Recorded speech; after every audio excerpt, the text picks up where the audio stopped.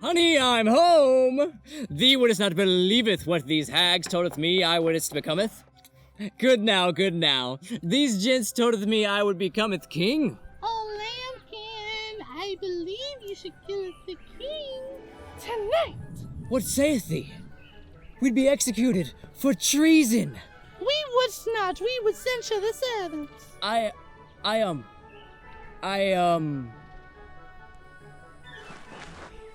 couldst never doth yawn. Hark! What is mine own next line? I couldst never doth yawn. What do you mean you can't give me thine line? You're in the middle of the performance. You shouldn't be asking me your line in the middle of a performance. Your line is, I couldst never doth yawn. I'm done with this performance if you're gonna be so difficult. You can't stop in the middle of a show. There's no one here. We put on a show every fortnight and no one cares to see our terrible plays. Take that back right now. Name the last time we actually had an audience member. You two need to stop. Let's at least take this off the stage. No, I'm sick of wasting my time with these terrible productions. I should have moved to the capital ages ago. Well, if they're terrible, it's because you're so-called acting. That's it. I'm leaving. No, you're not.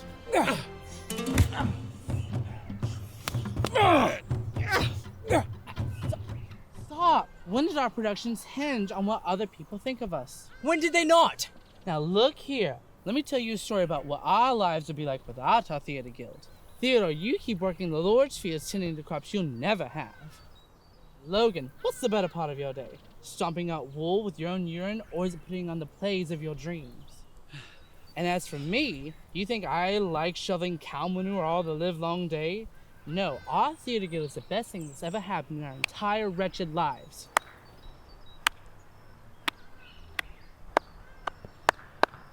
What are you clapping at? Coming to the show. Some people. All right. Let's just call it a day and head our way to the tavern.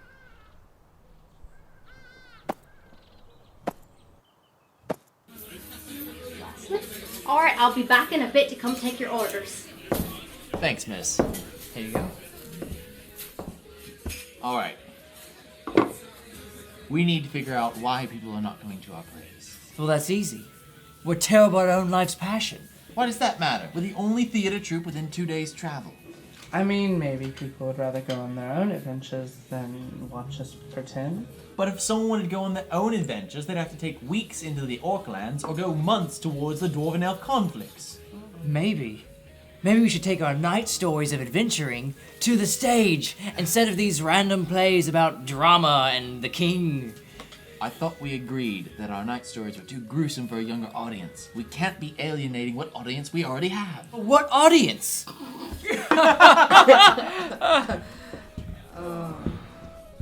Alright, what will you three be having today? Or not having? Oh, nothing, miss. We'll be closing our tab now. Right. Why didn't she yell at us to leave? Why would she let us off so easily?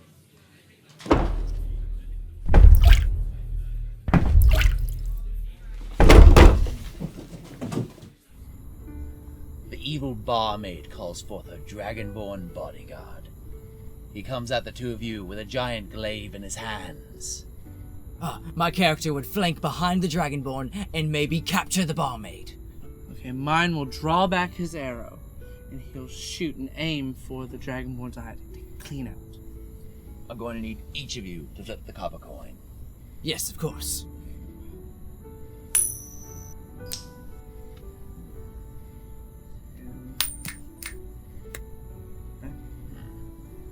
The armor-clad Dragonborn uses his arm to cast Theodore to the ground. Am I hurt? Yes, you bruise your tailbone, but you're able to get to your feet and recover quickly. Pem, you fire your arrow towards the Dragonborn. It goes shrieking through the sky, but the Dragonborn cuts it in half with his glaive. Before he can cut you in half, though, a shriek comes from the barmaid he swore to protect. None other than the roguish Theodore has arrived at the barmaiden and is holding both of his knives at her throat. Yes, it worked! As you two are celebrating your victory, however, the barmaid dissipates into thin air. As she disappears, the cackling of a witch can be heard, the same one that killed your families all those years ago. Although such a shocking revelation stuns you, the glory-bound Theodore takes one of his knives and throws it at the Dragonborn, striking him straight through the throat. The Dragonborn falls to the ground with a thud. Ha ha! Okay, just to be safe, I'd like to take one more arrow and shoot him in the head. Of course. Pem readies another arrow and sends it flying at the Dragonborn beast. It strikes straight through one temple and out the other. You have successfully killed a creature of legend. Yes! What shall we do next? Maybe pursue the witch? You certainly can. Next time we hold a session, adventurers must sleep at some point. Right, Why? right. Adventure never sleeps. I don't. Fine. Sleep.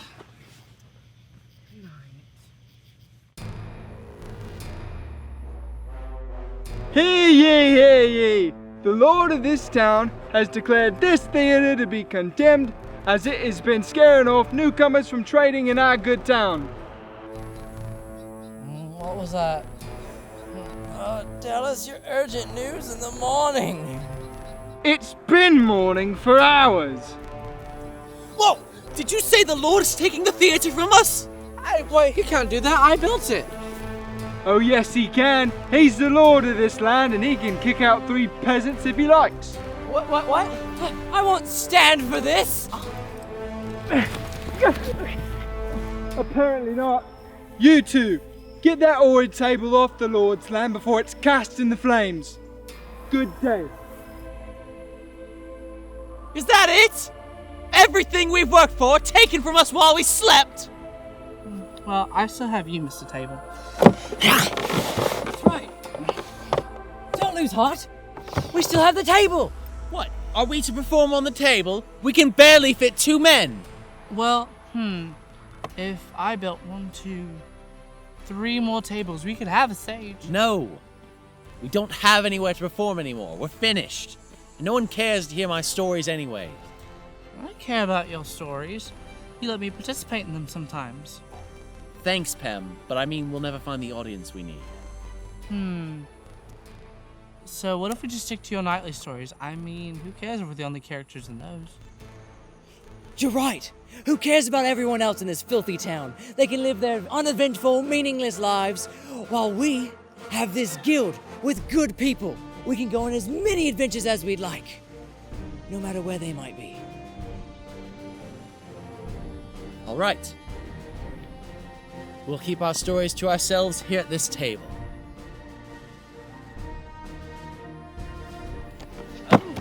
Even better! We'll pitch our services to the local tavern. To summarize, I'll take absolutely anyone on the adventure of their lives through storytelling, using imagination as the stage. Yes, your patrons can go absolutely anywhere on their adventures, right from the comfort of your tavern, and drink as much as they want. I don't know. We could even give you magical powers. You mean like a witch? Yeah! No! Of course not. You would be a noble fighter who heals her companions. I think I'd like that. Gorgon, get in here! Yes, miss, what do you need? These pretenders here think they have an idea to boost profits. The idea is that they'll keep coming back for more and drinking more ale because they're caught up in the storytelling. I see. This town could go for a change. I'd be willing to give you 10% of the extra profits.